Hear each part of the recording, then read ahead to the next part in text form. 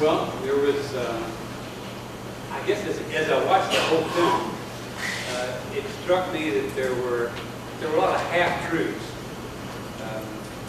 and a lot of questions I can answer. There would be questions that I would ask, and I think my philosophy is in a free society, everybody ought to ask questions, and they ought to keep asking questions.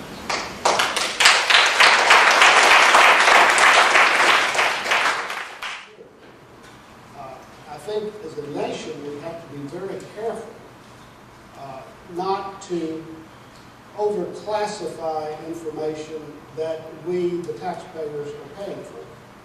And we need to be sure that as these investigations proceed, they are structured so that the American people, and particularly those individuals who have lost loved ones, have confidence in the independence and integrity of the investigation.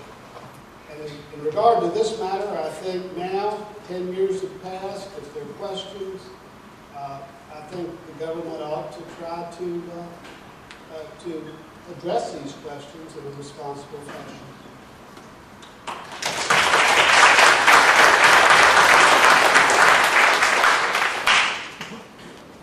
I'm not a structural engineer, but I've been trained in steel design as an architecture student, and I knew those buildings firsthand.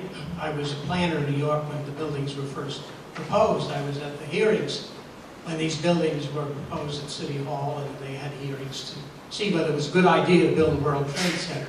So I'm very familiar with the structural qualities of those buildings. I'd love to see the National Academy of Engineering and National Academy of Sciences take this on.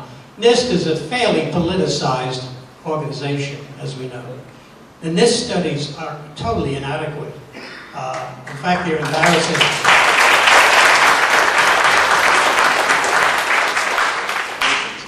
One of the things that I knew right away about 9/11 was that one of the earliest casualties was the truth.